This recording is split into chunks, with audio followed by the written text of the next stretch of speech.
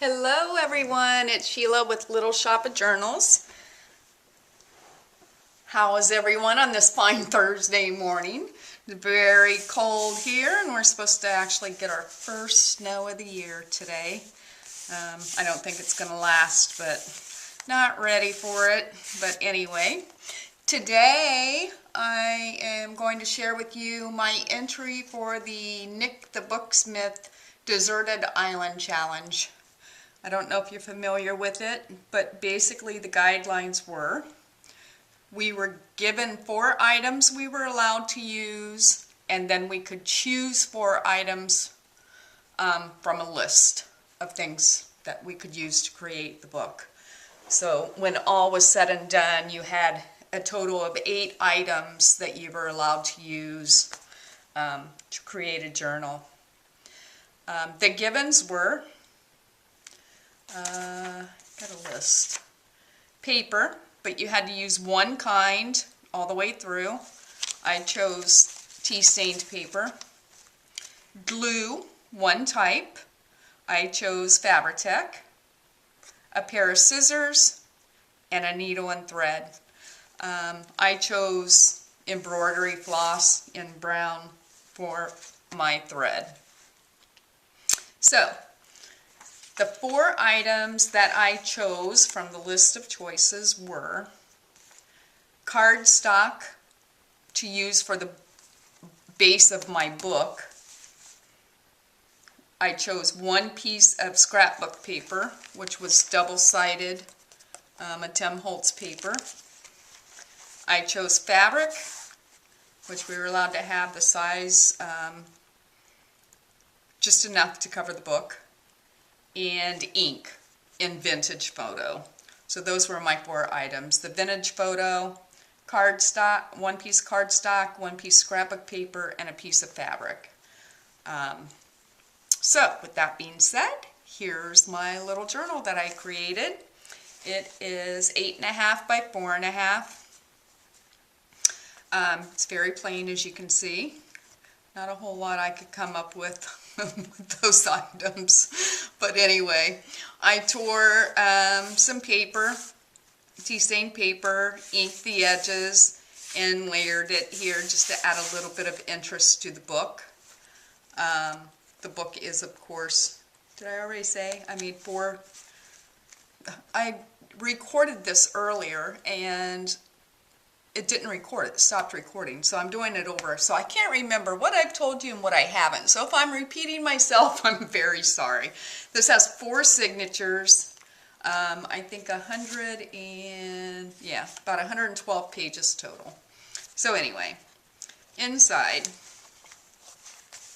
I used double-sided Tim Holtz paper for the front and back covers, and made pockets.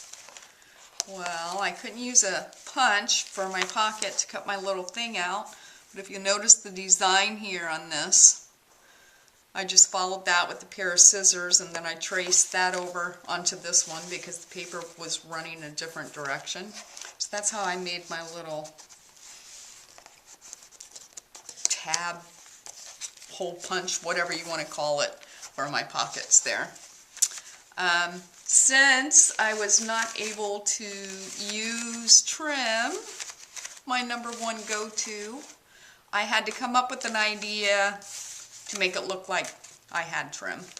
And this was totally inspired by Rico. Hello, Rico! She folds her paper, or usually it's like glassine, I think, or something along those lines. She makes the prettiest little ruffled edges. Everything she does is so dainty and so beautiful. But she had a video of those ruffles, and I was lucky enough to get one of her journals, which I absolutely adore. But that's totally Rico inspired. And then I used my little needle and thread, and I stitched along the edge there. This is my attempt at a paper flower, and I know it looks absolutely ridiculous, but that was my attempt, And I put some little embroidery in there. Looks sort of silly, but at the end of the day, it's a junk journal. And it adds a little bit of interest. So that's my paper flower. And a pocket here. I tore the pages, the edges of the papers, and then inked them. I took my scissors, which I used a pair of Tim Holtz scissors, and then I roughed up the edges of the paper and inked it. Pulled out just another piece of torn paper, leave it on the side there with my Fabri-Tac.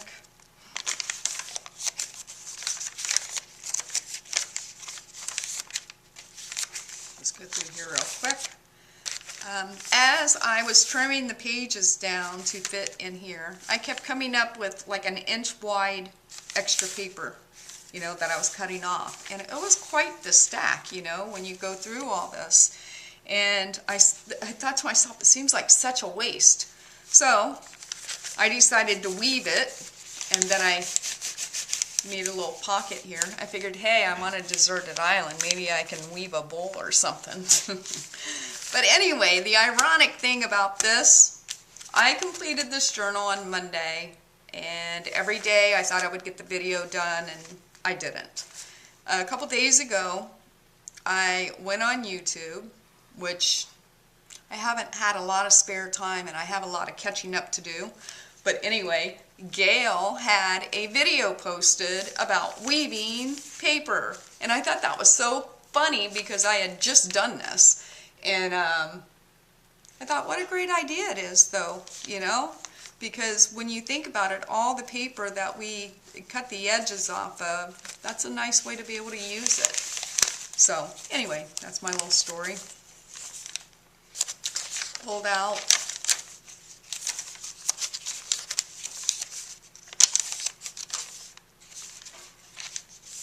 once again, I just put some torn paper on the inside just to add a little bit of interest.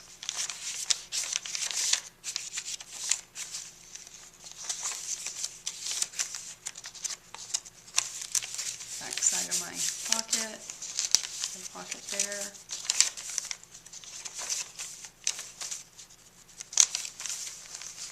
Is this, no, that's, yeah, tuck spot.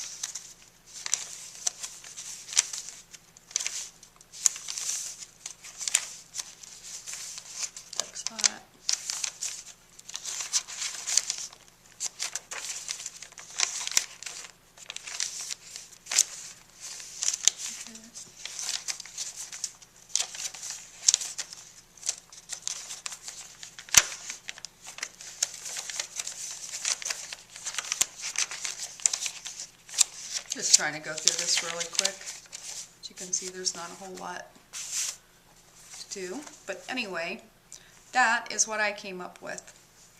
And we were asked to advise what we were going to use the journal for, or what we made it for. I'm not sure what I'm going to do with this, but the one thing that I found as I was creating this and was only allowed to use a total of 8 items to create it. As I sat in my little craft area, I'm looking around at these drawers and bins and totes and shelves full of items. And here I am making a journal with just, you know, basically 4 items and the basics. You know, you got to have your glue, scissors, and a needle and thread or whatever. But it made me realize how grateful I am for everything that I have. Not only my family, my children, you know, all the things that we are, every one of us, grateful for. But, you know, all the little art supplies and you know, all that I have. And believe me, I probably don't have half of what most of you have, but I have a lot. And it made me feel almost guilty, but it did make me feel very grateful that I have all those things. And they're at my disposal. And I need to stop hoarding them and using them, because we all have a problem with that. You get something and it's like you're saving it, you know, and before you know it, you have it 2 years and still hasn't been used. So, but anyway, with that in mind, I was thinking, well, if I keep this for myself, maybe I'll make this my gratitude journal. So that's one idea I have. Also, you know, it's soft, it's sturdy, but it's soft. It's not huge. It's 8.5 by 4.5, and it would fit in the bag that I carry. I could also make lists or whatever in here. I don't know. I like it. And as you look at all the journals that have been created in this challenge, it's pretty amazing at what everyone came up with using just these 8 basic items. So, let that be a lesson to us. That we don't need all the things we think we do. So, this is my end result, and it was a lot of fun to make it. So, thank you to Nick for hosting this challenge and making us realize how grateful we all need to be. But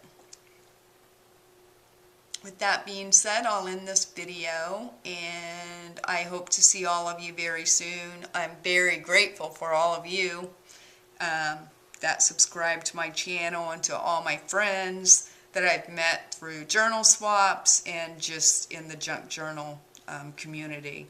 I'm grateful for all of you. So, if I don't see you guys before, I hope you all have a happy and safe Thanksgiving. I hope your home is filled with love and family and lots of good food. See you soon. Have a good day.